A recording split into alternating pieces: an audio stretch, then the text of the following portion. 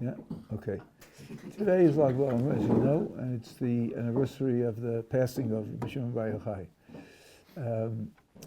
I would guess that there's close to an infinity of information that would be relevant to explaining this day. I'd like to select out a couple of ideas which illustrate some aspects of what he did and what he meant to the world. Maybe this will be interesting in and of itself and an incentive someday to try to get close to the things that he left us. Why do we light fires? So again, there are many explanations. Here's one, which I think is very indicative. There was a great prophet named Elijah. I'm sure you've heard of him.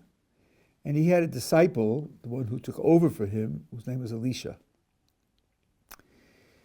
And Elisha said to Elijah, I want to have double your Holy Spirit. Double. Wow. You read that and you think, where's he coming from? Isn't that a little sort of over the top? So Elijah said to him, if you see me as I'm leaving the world, you'll have it. Now Elijah left the world in a fiery chariot. That's in the verses themselves, straight out. And Elisha did see him. And in fact, as the oral tradition points out, Elijah in his lifetime resuscitated one person who had died. Elisha in his lifetime resuscitated two people who had died. So there's a symptom of the fact that he had double. The question is, what's the explanation of that fact? The explanation that's given is this. We live in this world. Part of our limitations are expressed by our connection to the physical body, and part by our physical environment. There are certain things which can't be fully grasped while we're in this environment. Whether they can be grasped out of the environment is an interesting theoretical question of some controversy. I'm not going into that. While we're in this part of the world connected to the body, there are certain things that we can't grasp. But when a person is dying, he's leaving the world. He's making a transition from this world to a different condition of being. And on the way out, when he has, so to speak, one leg over the line, he then has some more freedom than he had when he was totally absorbed into this environment. So he's able to receive more at that time than he could during the rest of his lifetime. So what Elijah was telling Elisha is, as I leave the world, I'll be receiving from there more than I could have had at any other time during my life. If you see me at that time, you too will have that. So, and he did see him, and that's why he did have it. So what we have is the idea that as a person passes from the world, his capacity to interact with spiritual ideas, concepts, and realities is increased.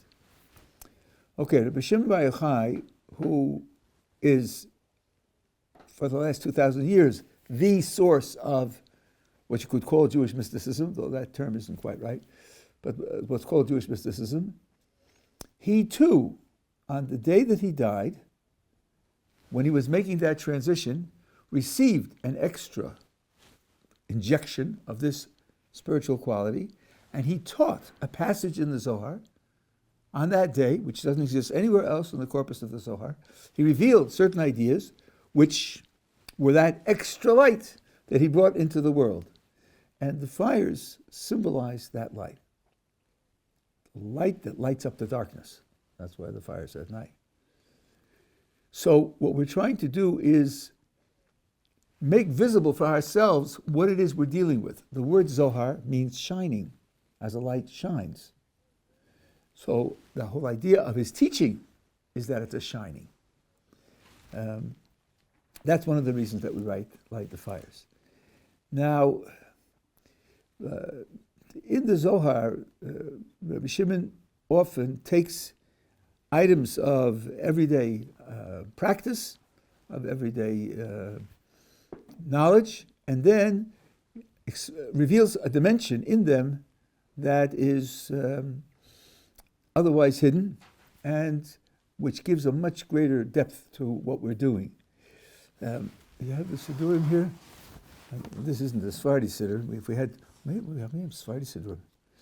When you say, yeah, let me see, maybe one of them has what I'm looking for, otherwise I'll have to draw it on the board. Thank you. It's probably here.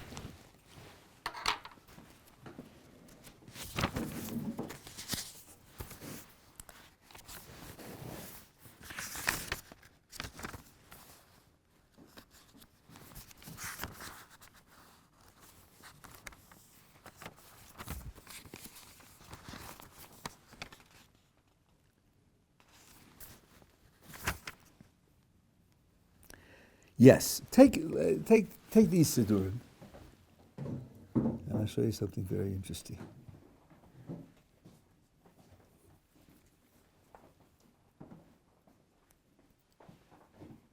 Oh.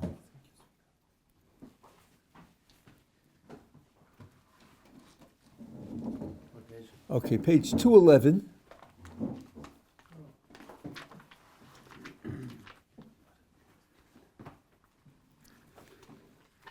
So now, if you look for the next to last line, it's the beginning of a blessing. 211. 211. Yeah, 211, next to last line. You have the beginning of a blessing, Baruch Atah Hashem. And you notice what's written here. You have the Yud and a Hey and a Vav and a Hey. And inside the last Hey, you have the other name, Aleph Dalet Nun Yud. Now, right after that, in small letters, you have 8 letters in a row. Can you see what those 8 letters in a row are? Mm-hmm. I mean, do you understand the structure of it? What does it have in it? What does it do? It's the same but the other way around. And inside it, Okay, it's the 4-letter name Yud and a Hey and a Vav and a Hey. And the 4-letter name, Aleph, Dalet, Nun, Yud, interleaved with one another. Alternating letters, you see? It's the Yud and then the Aleph, from the first 2 letters of the 2 names. And then the Hey, which is the second letter of the big name. And then the Dalet, right? You see how it goes? Okay. This interleaving of the names has a very important connotation.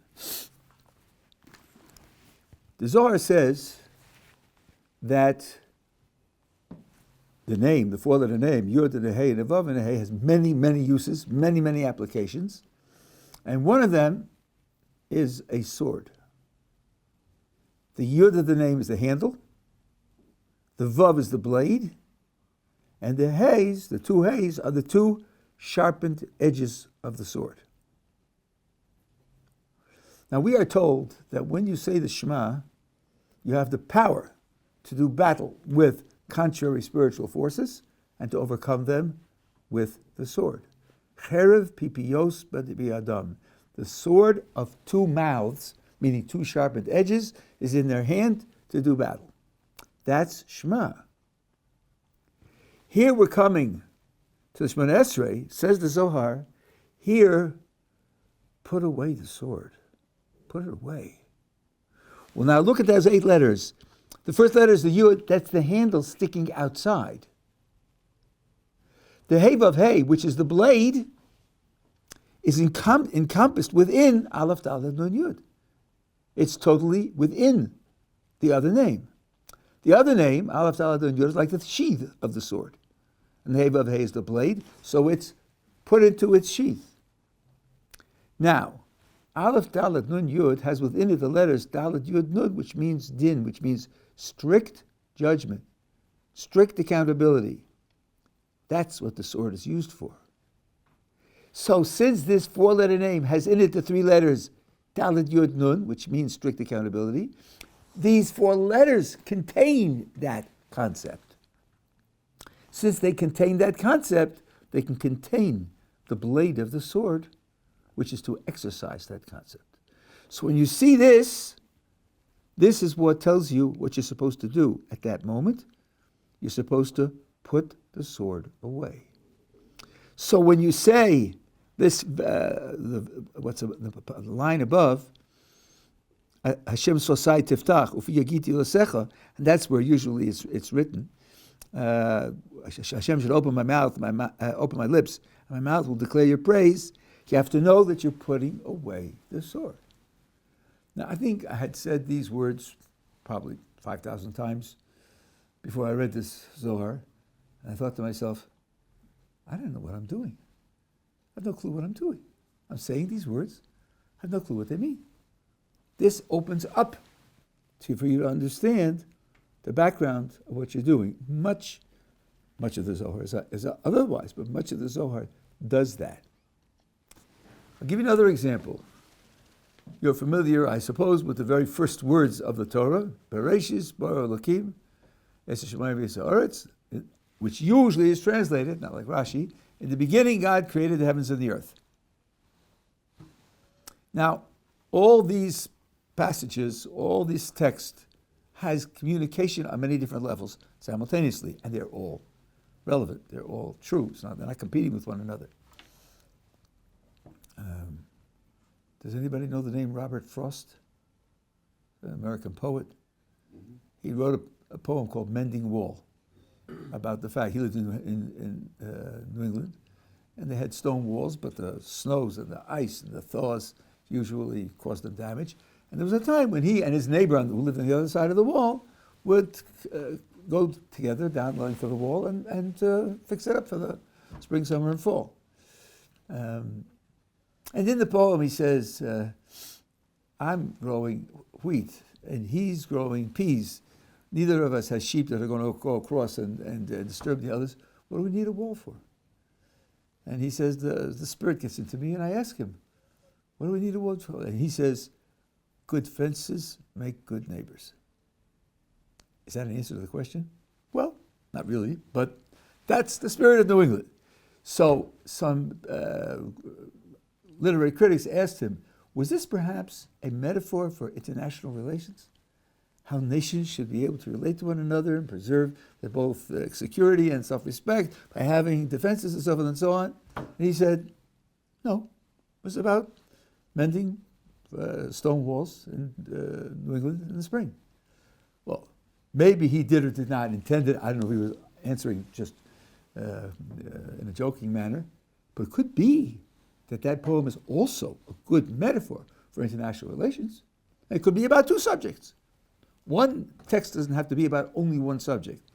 Shouldn't ask, what is it about, period, but what many things might it be about. So, the first verse of the Torah tells us, in what we would call pshat, simple communication, when the creation started. It started at the beginning of everything. The Midrash says, when you read Bereshis, the letter Beis in Hebrew can mean for the sake of, for the purpose of. It can describe the goal in something's happening. And the Midrash says, the verse is telling us, God created the heavens and the earth for the sake of something called Reshis. And Rashi, the second Rashi in Chumash explains, there are two things which in later literature are called Reshis. One is the Torah, and the other is the Jewish people. So on the Midrashic level, this verse is telling us for what purpose God created the world. That's the second level. The Zohar, in the introduction, has a third explanation, which again are not competing. Now, the Zohar starts with the following idea, which, by the way, the philosophers start with also, and that is, we interact with the Creator, we see what the Creator does, He has revealed to us the way in which He does things, and the purposes for which He does things, but who and what the agent is above and beyond what He does and why He does it is something that's beyond our ability to understand. So sort of downstream from His ultimate reality. There are many names of God that we have in the Torah, in the Tanakh, in the Hebrew Bible. All of them refer to modes of interaction with the world. Beyond that, we can't yet. So this name with Yud and a Hey and a Vav and a Hey connotes mercy. The name Elohim connotes strict justice, strict accountability. The name Aleph Lamed connotes loving kindness. Each one of them connotes some characteristic of his interactions with the world. So when you see a name of God in these texts, the thing that the Zohar will ask is, which mode of interaction are we talking about? And depending upon the name, the answer will be different. Okay, in the first chapter of Genesis, the single name that's used for God for all of the creation story is Elohim. Elohim is the name of strict accountability, strict justice. Now you have in the first verse, Bereshis bara Elohim. Bereshis, with Reshis, created Elohim. If I read it literally, and I don't take into account my theological commitments, it sounds like something created Elohim. Wow, if Elohim is a name for God, how can you talk about creating God? Okay, we're not talking about creating God. We're talking about a particular mode of interaction. So the Zohar says this: the base in Hebrew can also mean with, as in doing something with a tool. I dug with a shovel. So the verse connotes the following: an unnamed subject used something called Reshis to create Elohim, and that's where the Elohim who created the world came from. The Elohim principle that gave rise to the existence of our world isn't pristine, it isn't original. It itself is the end of a process. Well, what is this Reshis that we use as the tool? There's a famous verse, Reshis Chochma, Yiras Hashem. So Reshis refers to wisdom. Refers to wisdom. Something used wisdom to create the Elohim, the strict justice that created the world. What is it that used that? In Kabbalistic terminology, something called Keser, which is the highest of all the modes that we can think of. Even this is hard to think of, but it connotes a kind of all-encompassing mercy, all-encompassing loving kindness, from which everything else flows.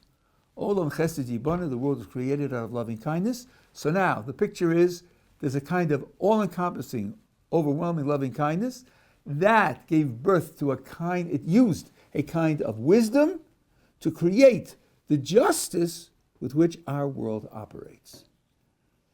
Now, we spoke about this, but there are a few new people here, so I want to just bring into the context we spoke about a few days ago. We talk about kindness. There are different types of kindness, different applications of kindness, and different sources of kindness. Suppose someone slips and falls, and someone else catches him before he hits the ground and saves him. That's obviously a kindness. The person who's caught benefits from that. Who's catching him? It might be a passerby who notices him falling and stops and just catches him because he shouldn't fall. It might be that the person falling is a student and it's a class trip, and the teacher who's responsible for the class notices that he's falling and stops him. It might be the person's spouse. It might be the person's father. So even though the catching is the same action, the quality of kindness in it is going to be very different. Just imagine the feelings of the person catching the one who's falling. If it's a passerby, it's a shame he should fall. I'll help him. It's the teacher of the class, he's responsible. And he's not just responsible because he's a job and he's going to be held responsible and he might be punished if something happens. He cares for the children and he wants them to do well. It's a spouse. There's a commitment to a lifelong relationship here. And it's hopefully love that binds the relationship. If it's a father, this is my child. I brought this child into the world. I've nourished this child from his birth and provided for him. So he represents my building in the world. The word ben in Hebrew comes from the root bana, which means to build. So the quality of kindness depends a great deal on who's providing the kindness. Now we have a hierarchy of divine interactions with the world, and many of them have as their immediate subject kindness, but they're on different levels. Keser is the highest level of kindness. I think in human terms, the best way to explain it is father. It's where an absolute total commitment to the safety, to the protection, to the development and success of the child. Then that means that the justice with which wisdom is produced is for the sake of acting out that fatherly concern for the success of the creation.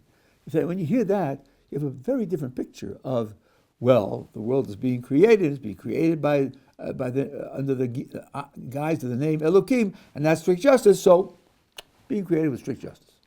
So quite different picture, because strict justice itself isn't on the top of the level of priorities. It's step 3 below, and it's governed by that much higher level of loving kindness. So here you have 3 comments on the first verse. The first is when the creation took place. The second is for what purpose. And the third is what kind of principles involved is coming about. This illustrates the fact that there are various levels, and it illustrates the level in which Rabbi Shimon bar Yochai was operating. Here's another example of how what we do in the world is an expression of higher levels. When a person loses a parent, one of the things that you do to honor the parent is you lead the prayers in the synagogue, usually for 11 months, on weekdays. Not on Shabbos and not on holidays, but on weekdays. Okay, in the average week, there are 3 prayers a day, 6 days a week, not counting Shabbos, is 18 prayers. Let's suppose that in your synagogue, there are 18 people who are reciting Kaddish or leading the prayers for a past parent, and you're number 1 on the list. You get to choose which of the 18 prayers you will be the leader of. It'll be the same every week. Which of the 18 prayers should you choose? Which is the most important one that you should lead? I was mourning for my parents for 18 months because they died within 6 months of one another. There's a compendium of laws of mourning called Pnei Baruch, and in there he cites this question. From that book, I've asked this question many times, and if you don't know the answer, I think it will be impossible to guess. All your natural intuitions will not give you the right answer. Anybody have a clue which one of the 18 of the week would be the choicest one for the mourner to lead to honor his parents? Mincha before Shabbos. Say again? Mincha before Shabbos. Mincha before Shabbos. Well, it's an interesting idea, but no, it's not the right answer. The answer is Ma'ariv after Shabbos. That's my second. The evening prayer after Shabbos. Why is that? Well, because the souls, when they pass from this world, aren't being judged on Shabbos. So Saturday evening, they're going back into the condition of being judged. And if you, as a mourner, can do something for that soul in that transition, that has the maximum benefit for the soul. Similarly, if you can't get that Ma'ariv, and you have to get one of the other prayers of the week, the best to choose is another Ma'ariv, because the judgment in daytime, when the day is light, is less severe than it is at night. So again, you're sliding from a less severe judgment to a more severe judgment. That's the second best time to be the one who leads the prayers. When I read that, I thought to myself, so I'm still connected. Even though they're not alive in this world, I can still do something for them. Now, this is a symptom of an attitude that what we do here is a reflection of what's going on somewhere else in a spiritual reality, and what we do here has an effect on that spiritual reality. That's one of the things that Rabbi Shimon taught us in space. Yeah. How could it be? Because Ma'ariv is like this prayer was instituted by rabbis, while Mincha and Shacharis was like the Raisa, like you had to do it instead of sacrificing. Okay, let me correct your description a little bit. All of the 3 times a day prayers are rabbinic, all of them. For the first 1,000 years of Judaism, we didn't have them. It was all voluntary. The men of the Great Assembly, who lived at the beginning of the Second Temple, were the ones who established that it should be done 3 times a day. Now, you could be referring to a Talmud which says the morning and afternoon prayers are obligatory, and the evening prayer is reshus. Usually reshus is translated as voluntary. But as Tosfos points out, and the other commentators point out, reshus here is a relative term, not an absolute term. It means, of all the obligations we have, this is the least binding obligation. but it's not really voluntary. And they prove it because the Talmud says, a person comes home at night, and he comes home from work, and he's tired. If he forgets and he takes off his belt, he doesn't have to put his belt on to daven Ma'ariv, to say the evening prayer. From which you conclude, but if he remembers before he took off his belt, then he does have to.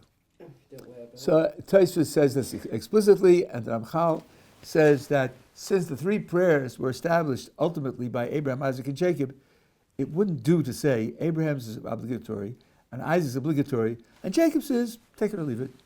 If you like it, you don't like it. So here the word Rishus has to be understood as a relative term. It's not something which is simply take it or leave it. So this is the example of how what you do depends upon what's going on elsewhere. There's another thing, the Ramchal, who's one of the greatest Kabbalists of all time, asked the following question. Why is it that Shacharis, the morning prayer, is the longest, and Ma'ariv is the second longest, and Mincha is the shortest? Why is that?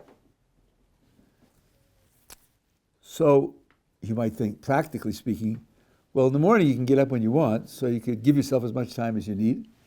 And in the evening you're tired, so it's not practical to have such a long prayer. In the afternoon it's very difficult. When I first was becoming observant, Mincha in the afternoon was the most challenging prayer because, especially the winter, the afternoon is short. And I have a life, thank you. I'm not sitting around doing nothing, I'm doing things. And to interrupt in the middle, in the afternoon, was a struggle. So I trained myself to do it. But the truth is that it represents a much, much deeper idea. In the morning, after Baruch Hu, we say twice, roughly the words, Machadesh, Tomid, B'chol Yom Ma'aser Bereishis. God makes new the creation continuously every day. So, you think, let's see, continuously every day. Continuously means moment by moment. Every day means every 24 hours. I mean, if he's doing it moment by moment, of course it's new every 24 hours, it's new every moment. What could the phrase be adding by saying day by day, if he's already told you that's be renewed moment by moment? And Ramchal explains as follows. Yes, sunrise, sunset, right? But every day is different. The Arizal, the greatest mystic in the last 500 years, had certain mystical intentions, meditations that he had with his prayers.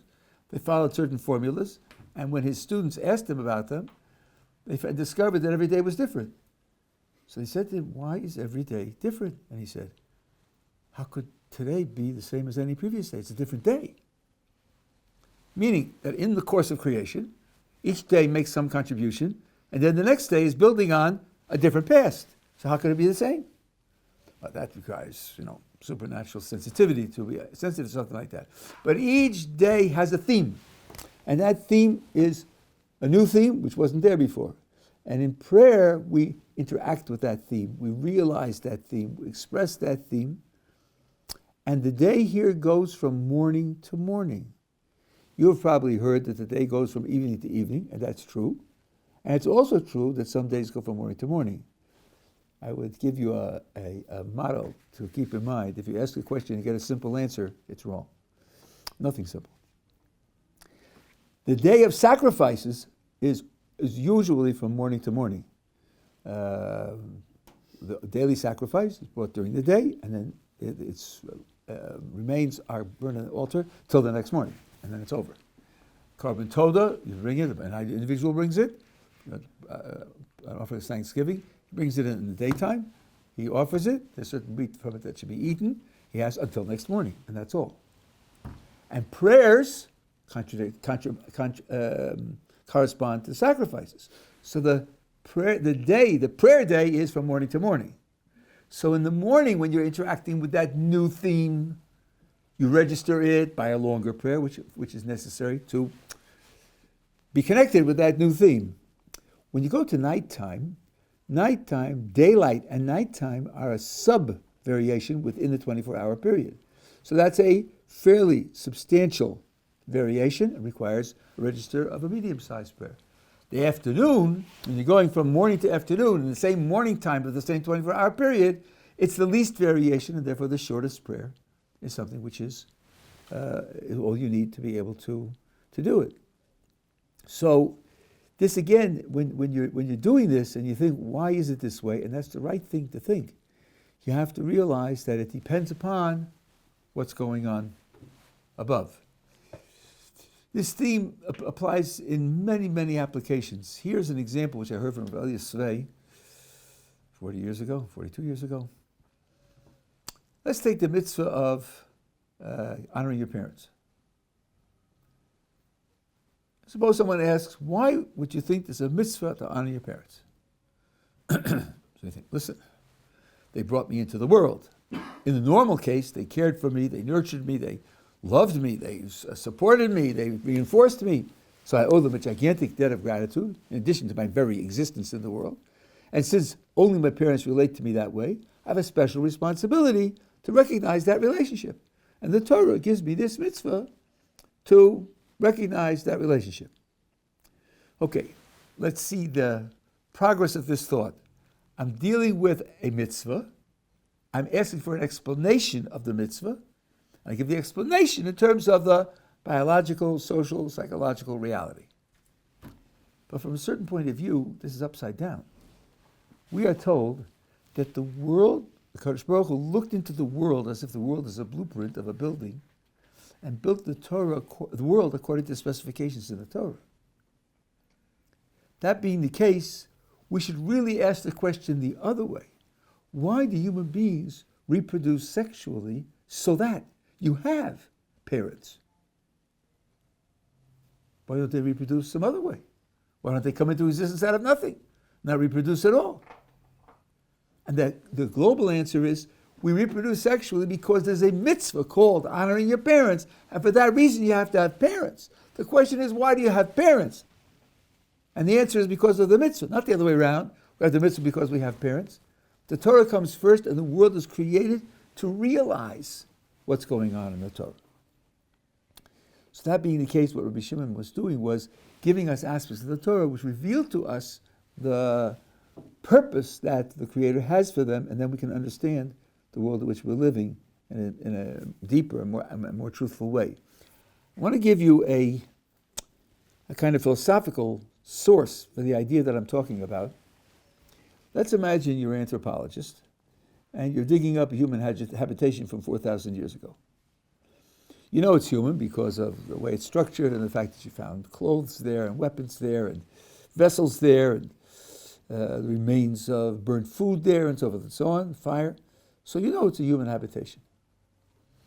And you're classifying, photographing the various items so as to write a paper in an anthropological journal. You come across a piece of wood. It's 2 inches by 4 inches by 6 inches.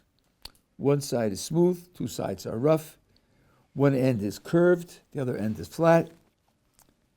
Has holes on one side. It's clearly made by a human being. Nature wouldn't make anything like that.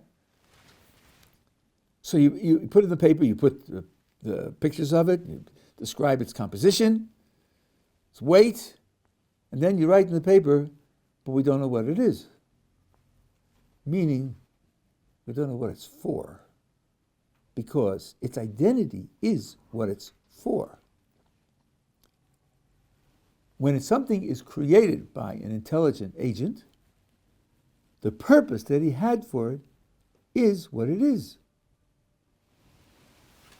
So, if you're looking at an object, you don't know its purpose, you don't know what it is. Okay. So now, our world is the product of an intelligent agent, a creator. So when you look at a tree and you say, well, I know how it grows, I know what its life cycle is, and I know what nutrition it needs, I know the diseases that it's subject to and the insects that can attack it, I know its defenses, I know how it communicates with other trees. You know a lot about what it does, but you don't know what its purpose is. And if you don't know what its purpose is, you don't know what it is. And the only way of knowing its purpose is to know what the creator of the universe had for it to do. So, for example, when you read about the Garden of Eden, it says God planted trees, all trees, each bearing fruit. When God told the world, the earth, to bring forth trees, it's eitz pri osa pri. Fruit trees bearing fruit. Okay, the earth brought forth trees bearing fruit. But there's no mention of oak trees. There's no mention of maple trees. Just trees bearing fruit. Where do our trees that don't bear fruit come from? They come from the degradation of the world after eating from the knowledge of good and evil, where the whole world changed.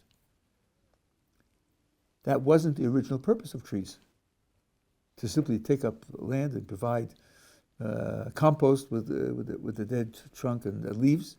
It was to produce fruit. And our sources tell us that when the Messianic era comes, all trees will bear fruit. So all of a sudden, you see now that trees are in two categories.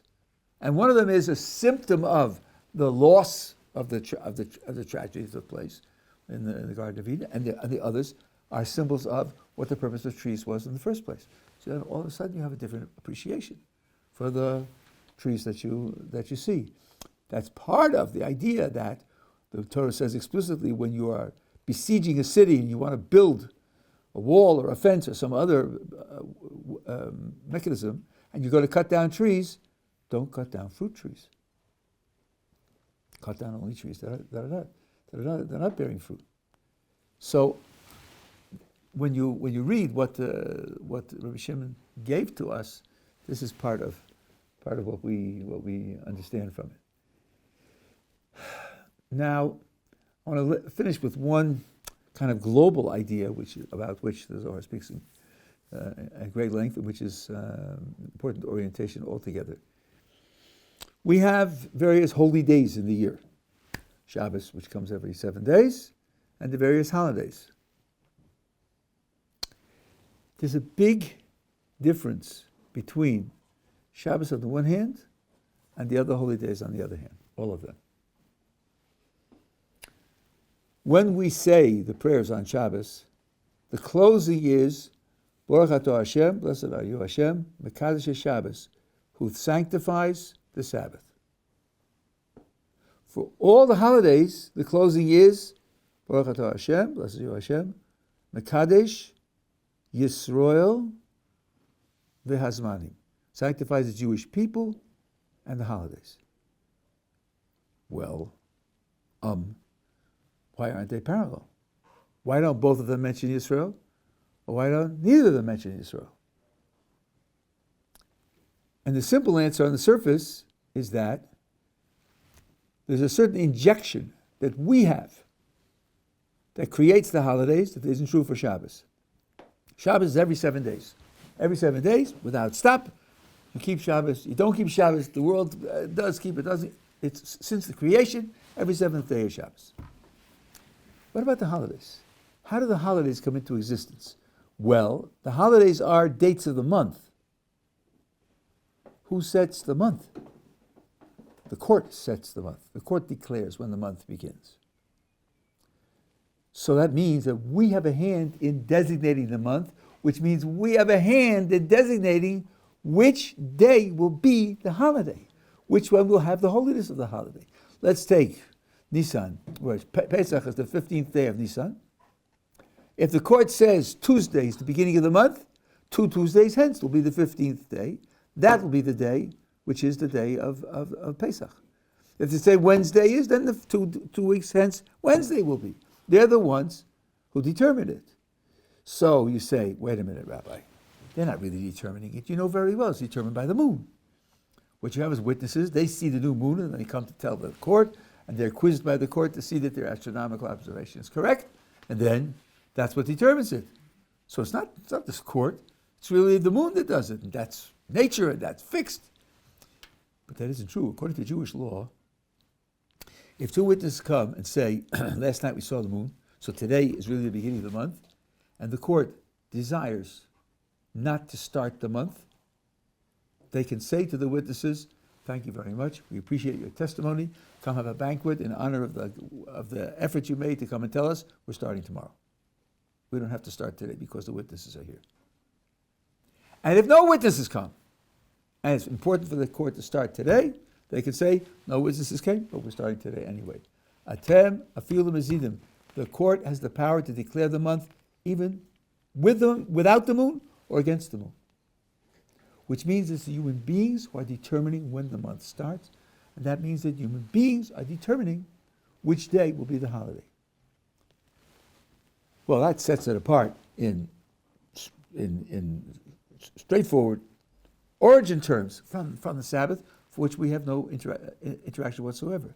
That's why the blessing for Shabbos says Hashem sanctifies the Sabbath, but for the holidays, he sanctifies the Jewish people. And the holidays, it's through the sanctity of the Jewish people that the holidays get their sanctity. Without us doing it, it wouldn't be. What happens when Shabbos and holidays come out together on the same day? So then you combine the blessing. And here's how you combine it. Mekadesh HaShabbos v'Yisroel v'Hazmanim. Hashem sanctifies the Shabbos and the Jewish people and the holiday. So you could say, okay, this day happens to have both characters, so they put the two endings together. Maybe they put Shabbos in first because it's more often. And usually we have a rule that when you have two things to do and you have one that happens more often, you put it more often with it. The deeper meaning is this. When you have Shabbos, the Jewish people, and the holidays, and 2 and 3 are related that because of 2, 3 is made possible. Because of the sanctity of the Jewish people, the holidays made possible. 1 and 2 are related the same way. Because of the sanctity of Shabbos, the sanctity of the Jewish people is made possible. So it's a trio, it's a progression. The Shabbos gives sanctity to the Jewish people, which then gives sanctity to the holidays. How does the Shabbos do that? How does the Shabbos give a special sanctity to the Jewish people? Well, you know the Shabbos celebrates creation, that it says in the 10 pronouncements of Sinai. And here is a puzzle. This is a good puzzle. You can ask people, you go to people for Shabbos, or you want to start a conversation. Since Shabbos celebrates the creation, why isn't Shabbos as relevant to the Chinese as it is to us? They're also created. They're living in the creation. They depend upon it. If you talk about Pesach, that's our liberation day.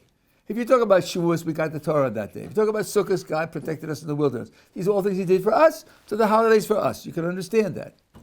But Shabbos, why should that be reserved only for Jews? Those little holidays aren't reserved only for Jews. It's a long story.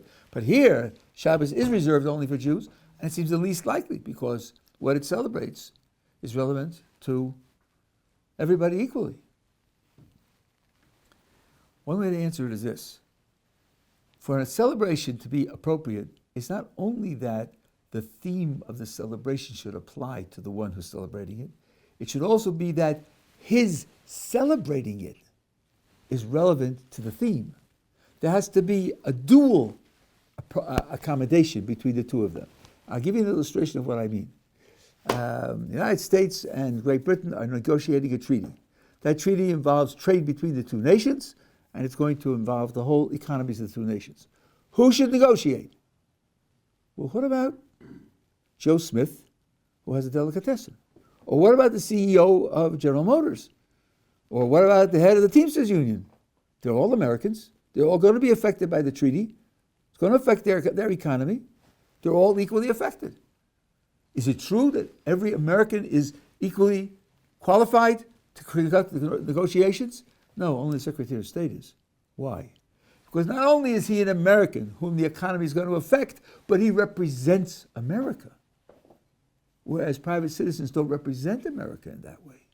So you need someone who's an interested party, but who can represent the one with whom the treaty is being made.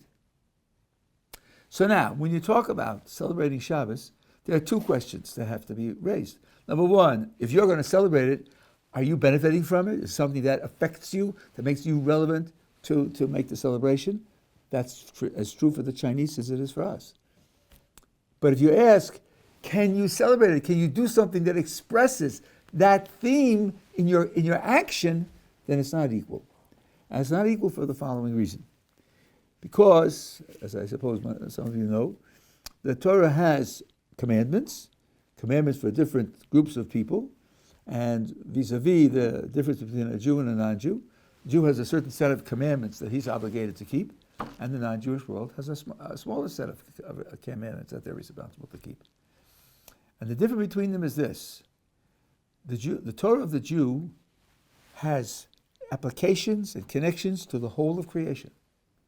When a Jew lives up to the Torah, or when the Jewish people lives up to the Torah, they are realizing the potential of all the parts of creation collectively. Non-Jews have a smaller set of commandments. They affect their own spirituality and the circumstances under which they locally are living, but that doesn't give them access to perfecting the creation as a whole.